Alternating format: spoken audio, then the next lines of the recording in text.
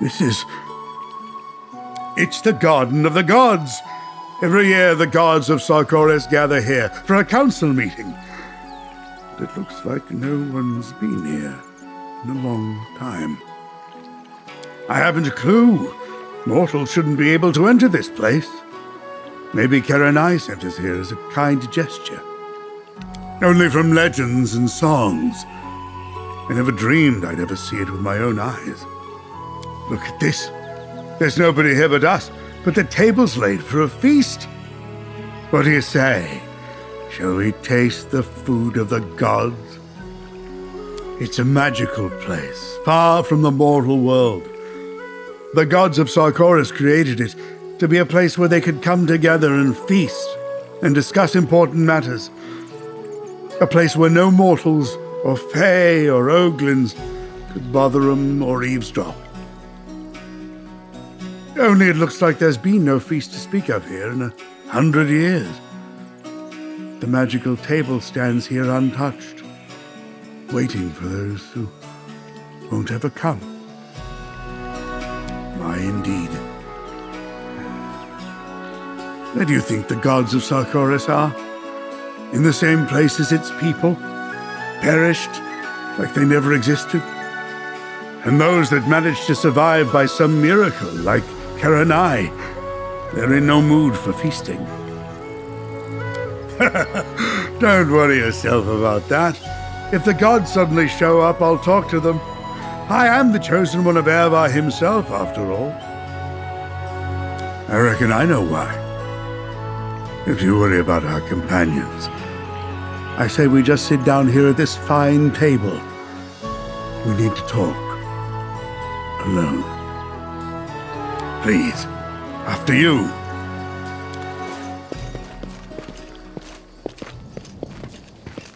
Let's drink to you and to me, and to all those who aren't with us today. You see, War Chief, I have something to confess. Hear me out, and afterward you can punish me or show me mercy, whatever you want. But know this, I won't try to lie anymore, not to you or myself. And I won't try to hide what's in my heart anymore either. Remember back on the crusade, by the campfire? You reached out to me, said you needed me. I wasn't expecting that. I thought you were going to say that you needed me as a friend or as a warrior. I should have taken you in my arms then and never let you go. But, fool that I am, I didn't. Turns out that Ulbrig shows no fear before an enemy. He doesn't back down from a fight. But when he's in... Just look at me. A hidebound relic from a dead world. I can put on a brave face and act like it's nothing to me, but a little voice in my heart still whispers, "What are you playing at, you dolt? Your place is through the veil with the spirits of your ancestors. There's no place for you in this future. Or at least, that's what I used to think." Right. My strength doesn't lie between my ears, that's plain to see. Next time, I'll do what my heart tells me. In love. I want to be with you. I want to love you, if you'll let me. Let's pick up from where I stopped you the last time. I'll give you everything I've got.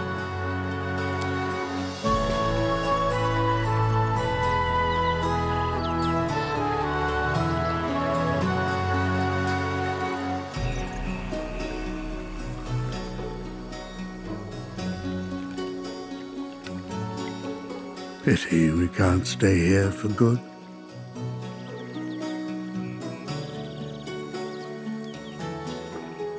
I'm only sad that between all these battles and missions, we won't have a quiet minute to be alone together. But anyway, that's just one more reason to finish this war all the sooner. Time to go back. Come on.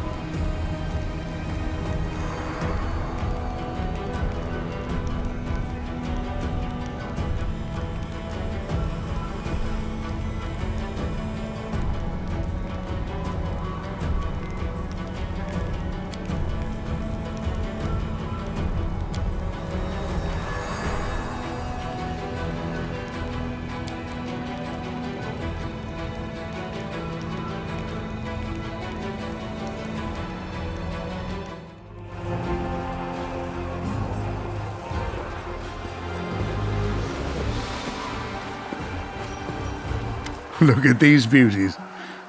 Oh, my lovely ones. Come over and pet them. So they did. The last time we were here, these ruins were deserted. But now, look at this. A brand new nest filled with eggs. The Griffins are returning. Yours? Never.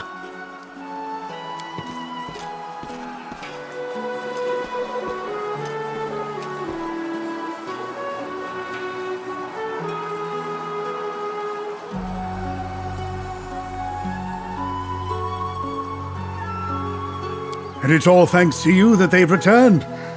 Remember the griffin remains we found? I said a prayer of repose over them, but you were standing next to me. It was as if my prayer turned into a prayer of hope by itself. Our love called to them, and they answered that call.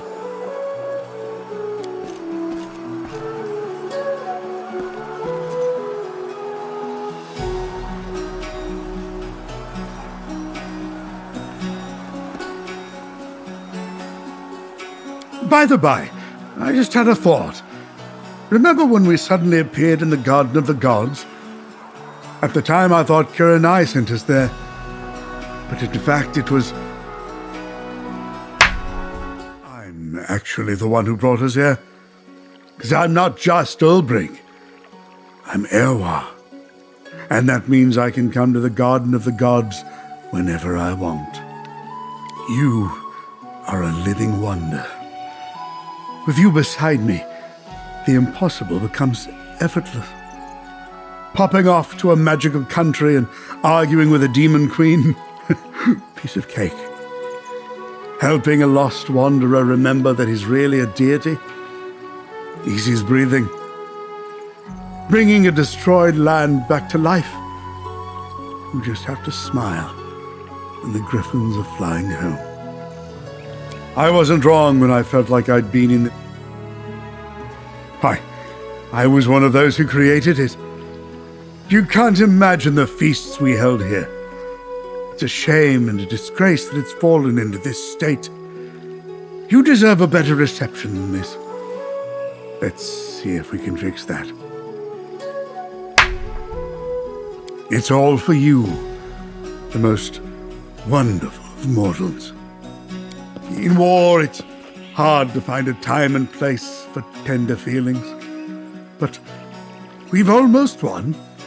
Soon we'll drive out these beasts. The war will be over. And then, will you be my husband? I avoided your love for so long. Ran from it, like some half-wit from my own happiness.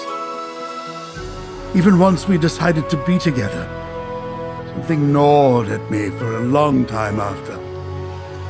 And it's only now that I realize what it was.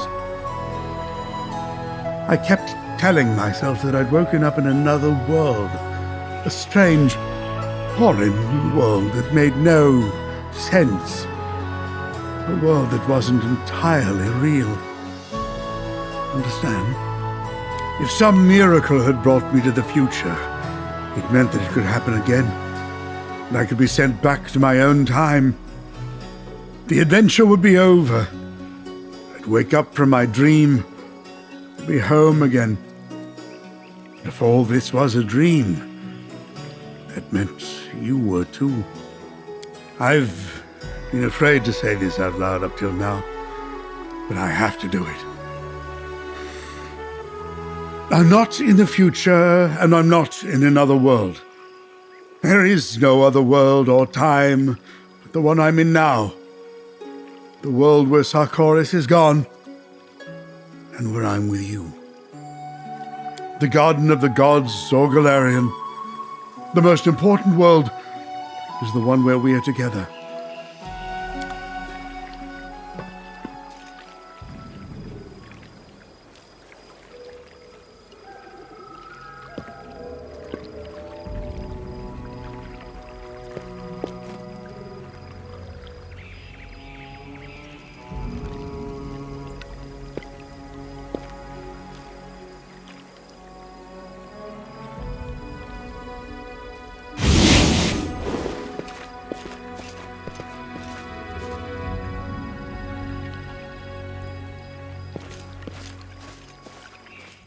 So this is it then.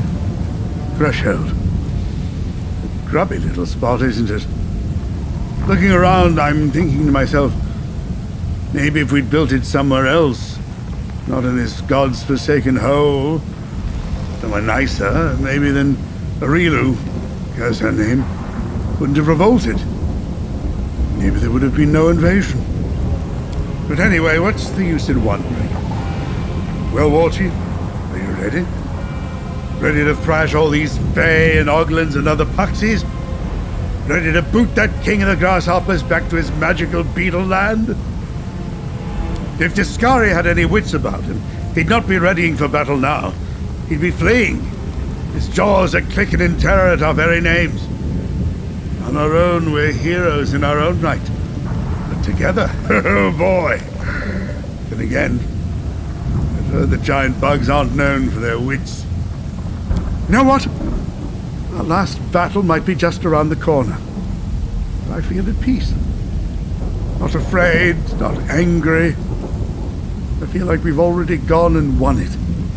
Like this Discari is just a tiny fly. We'll swat him, and then we can just start doing the things that really matter. Building houses, planting forests, petting griffins. What am I not going to do? That's the easier question. In war, there's only two things you can do. Kill and die. But in times of peace, there's no end to the things a man can do. But the first thing in my list, of course, our wedding. They're going to hear us celebrating on the other side of Galarian. But then, what would we have done with all the witches and mages? Maybe you're right. If we didn't bother them, they wouldn't bother us. Folk live like that in other countries with no problems at all. And they don't have world wounds opening up on them. And then, if you think about it, mages aren't the problem. The problem's them Oglins and Fae that were chomping at the bit to get into our world. Without a real Daskari, that dirty bug, would have just found other allies. Like my worthless brother. Still not long enough for me to know the difference between all the kinds of foul creatures. Remembering their names isn't my job. My job's beating them so hard they don't remember their own. Fight! For Sarkorians! For the Oldest clan! For the War Chief!